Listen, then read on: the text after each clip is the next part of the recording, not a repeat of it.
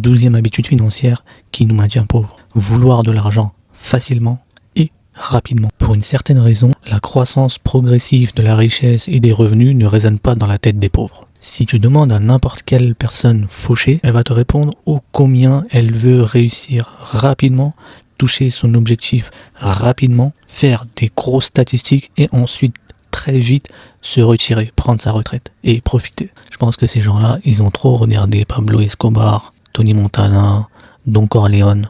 Et là, ça va pas. Sache quand même qu'il est beaucoup plus facile de lancer un business légalement plutôt que ouvrir un cartel à la Pablo Escobar. Et l'âge, c'est pas important. Quand tu vois qu'un jeune de 16 ans avec son gros compte Instagram devient multimillionnaire, pourquoi donc prendre des gros risques avec la justice, la police, la prison, les problèmes avec les mafieux? En fait, pour la plupart, faire de l'argent est ennuyant par rapport à ce qu'il faut mettre en place pour y arriver.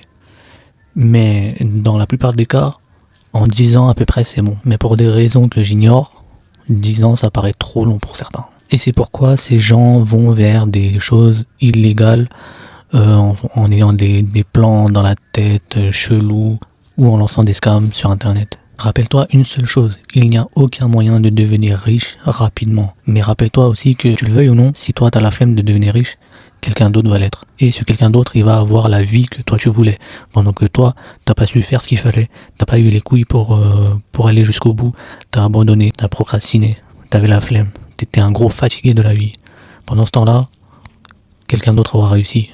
Et ce quelqu'un d'autre, il va profiter. Ce quelqu'un d'autre, il va voyager. Ce quelqu'un d'autre, il va acheter une belle voiture, une belle maison, pas de crédit dans le dos. Ce quelqu'un d'autre, il va mettre bien sa famille. C'était Adnan pour la 12e habitude financière qui nous maintient pauvres. Pour connaître les autres habitudes financières, branche-toi tout simplement à ce compte et on se dit à bientôt pour la prochaine vidéo.